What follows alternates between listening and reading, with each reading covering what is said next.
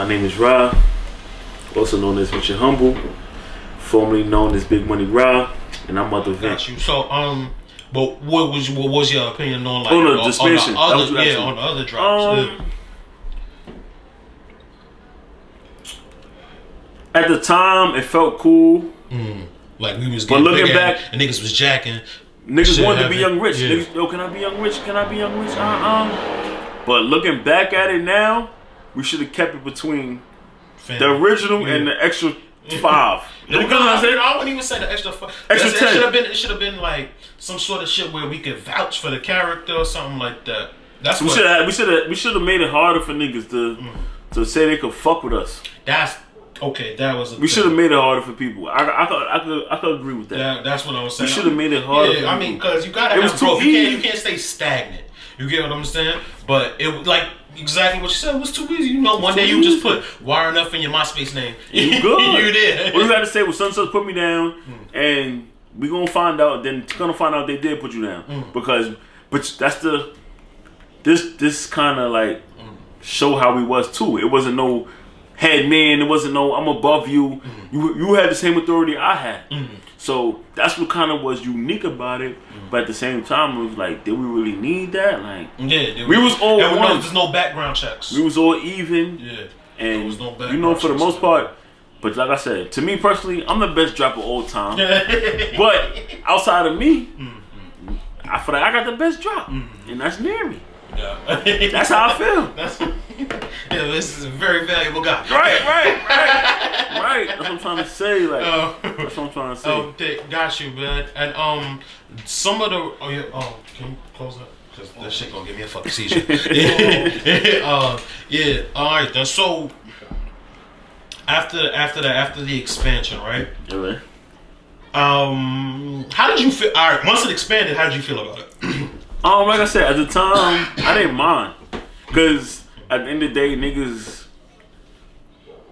knew, I don't want to say this, man, but I was important. Let me just say that. I was important. So I didn't care. I was important.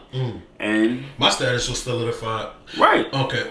So it was, so like for all of us, it became like a short-sighted thing. We all thought like our situation was solidified. So whatever else comes, you can't outrank me. I feel like big homie. I ain't feel like I was above y'all, but I felt like when it come to Young Rich, like you gonna see me, you gonna hear me, you gonna know who I am. I just always felt like big homie, like regardless, like so. Gotcha. It was cool for me, but at the end of the day, like let me say this.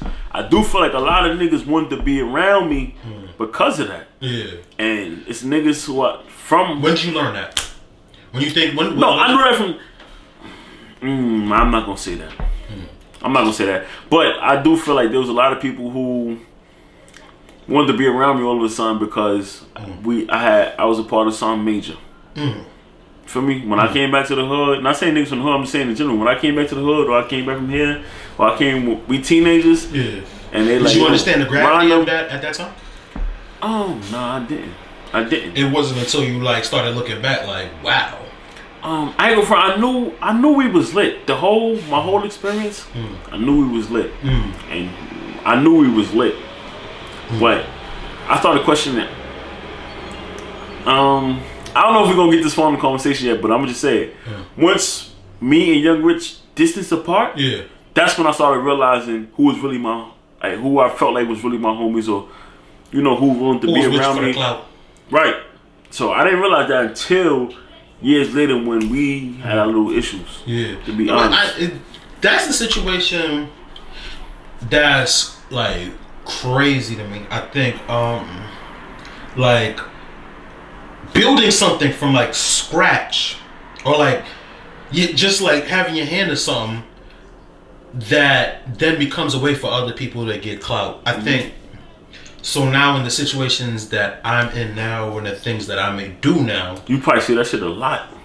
I get it, but I understand it now. I know how to handle it, and so I insulate myself. You know who around you. That ties into what we were saying earlier. That's what I'm saying. Like it was definitely a learning experience. That's why I asked about the expansion, because now Like I know, like I still to this day only like the people that I like. You get what I'm saying? You like, can't help that.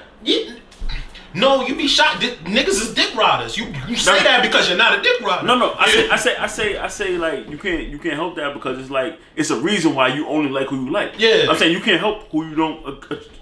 You see they put themselves in that position. No, it's not even that. Too. No, I wouldn't say everybody put themselves in that position. It's just I don't know you, nigga. You understand what I'm saying? It's that too. So I wouldn't say everybody. Everybody that I don't like is somebody that puts. So you don't like him. You just don't know him. I just don't know say that then. Yeah. So you say you don't like him. That made me feel like you even better. That's you even don't better. know them. Yeah. Right. So but. You know, and the shit that I deal with, it's a lot of like fake smiles, and you know, like, and how you said, like when you was on the For Life set, it's like I'm quiet until I'm quiet. You know, it's like a lot of people don't know shit until they ask for like an IG, and then they see a picture, and they're like, "Oh, why did you say you do this? Why did you say you do that?" And I'm like, bro, you know, like. Clout, like it ain't really that much. I did this all for hard work. It was no clout chasing, so I don't need a nigga to latch on to me for clout. You get what I'm saying? So that's why I asked that, and it's like, would that be like a takeaway? Did you take that too? Because I've known, like I've taken that from the expansion.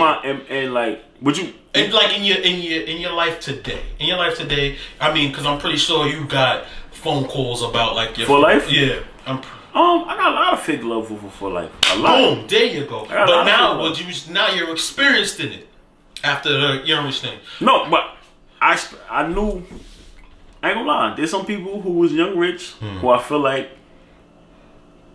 I don't want to say they fake, but they ain't really had that love for me. And they just wanted to be around me because I was young rich and I was doing something that was amazing at the time. We was lit. You know what I'm trying to say? Yeah. So there's certain niggas who don't hit my line no more. I don't hit their line. I don't speak to them. But when they wanted to be around me, when we was in Seabreeze and we was in the Elks and we was can you get me in the jungle? Rod, I want to be in Ferrite. Yeah, I want to be. I want to do this. I want to link.